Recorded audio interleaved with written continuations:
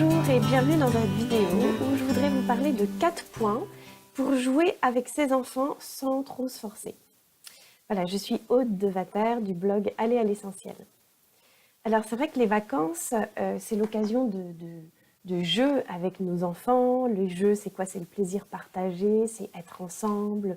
L'occasion aussi pour l'enfant d'apprendre la vie, d'apprendre des choses.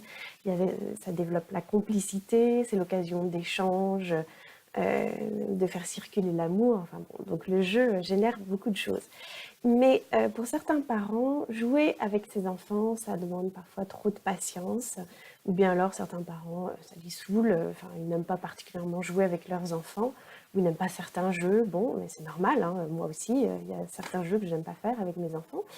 Et tous les parents ne sont pas portés naturellement sur des jeux tout le temps avec leurs enfants. Hein.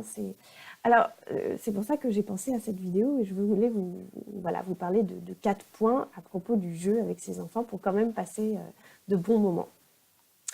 Alors, le premier point, je pense que ça ne sert à rien de se forcer à jouer au ping-pong ou aller à la pêche, au crabe ou faire un puzzle ou un jeu de cartes si vraiment on a horreur de ça et on n'aime pas ça.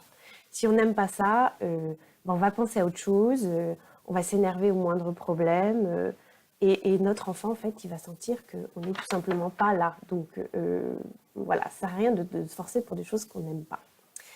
Donc, le deuxième point, c'est qu'on va en fait essayer de trouver quelque chose que nous aimons.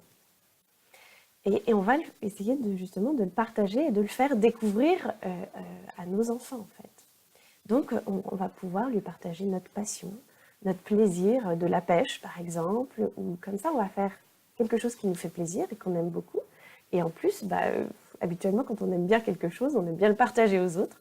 Donc, pourquoi pas le partager donc, avec nos enfants. Donc, comme vous allez aimer ça, vous allez communiquer beaucoup d'enthousiasme et puis ça va attirer notre enfant. Voilà.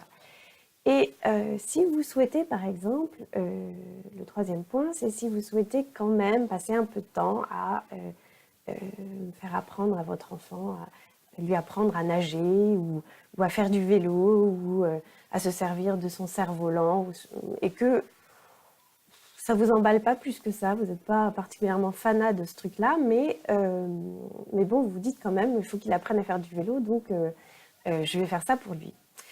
Un petit truc pour que ça passe mieux et que vous puissiez quand même passer un bon moment, c'est aborder ce moment, non pas comme si vous faites votre BA, hein, comme si vous faites votre bonne action ou votre effort de la journée, mais il s'agit vraiment de s'ancrer totalement dans le présent, de penser à rien d'autre que à ce que vous faites au moment où vous le faites avec votre enfant et à cette joie d'être avec votre enfant. Hein, de vivre ce plaisir, de vivre quelque chose avec lui et de consentir à ce moment, à ce moment-là, même si voilà, ça vous barbe un peu de lui courir après avec son vélo, mais finalement de voir la joie qui est en votre enfant et de consentir et de vivre ce moment à fond, même si voilà, ça ne vous emballe pas particulièrement.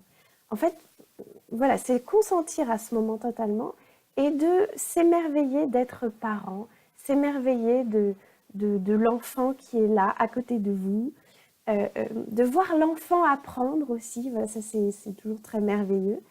Et une petite chose, rappelez-vous qu'avant que votre enfant ne soit entré dans votre vie, vous êtes peut-être projeté ou imaginé ce genre de scène où vous étiez avec lui en train de lui montrer comment faire du vélo ou lui apprendre à nager ou enfin voilà, ce genre de choses.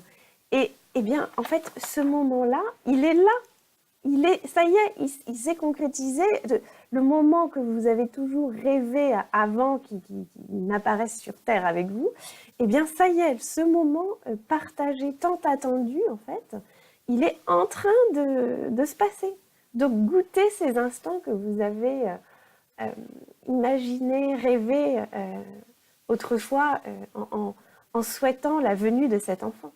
Donc, le fait de goûter et d'être dans la joie de vivre ces instants-là, ça fait que voilà, on passe vraiment finalement un très merveilleux moment avec notre enfant. Et dernier point,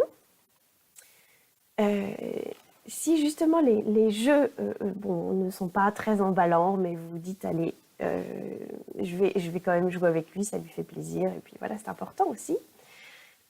Non pas dans le sens où je vais me forcer, hein, comme dans le premier point, si c'est vraiment pour vous forcer et que ce soit la plaie, c'est pas la peine.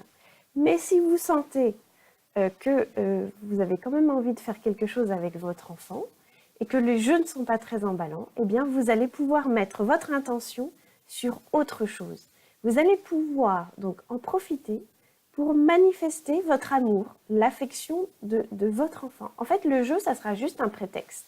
C'est-à-dire que le jeu, bah, vous vous en fichez un peu, mais vous allez vous dire, ben voilà, je fais quelque chose avec mon enfant, et ben c'est l'occasion pour moi de lui exprimer mon amour. C'est l'occasion pour moi aussi de lui dire des choses qui vont aller dans ce sens-là. Voilà, pour vraiment faire circuler l'amour. L'enfant, il a besoin d'entendre qu'on l'aime, tout ça c'est très important.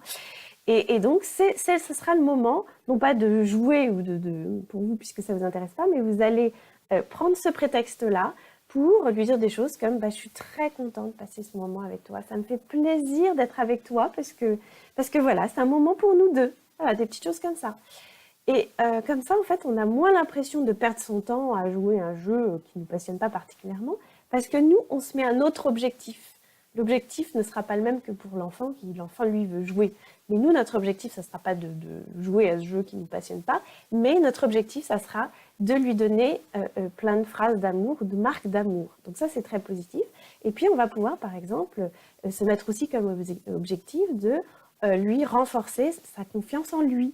Donc pareil, avec des petites phrases. « Ah bah tu te débrouilles bien, je savais pas que tu étais capable de faire comme ça. Ah, je suis fière de toi. » Ou bien alors, je vois que tu as fait des progrès. Enfin voilà. Bon. Tout ça, ça va être l'occasion en fait de donner de l'amour, de donner du positif à notre enfant. Et donc c'est une autre manière d'aborder le jeu avec lui. Donc voilà pour aujourd'hui, pour ces 4 points pour le jeu avec notre enfant.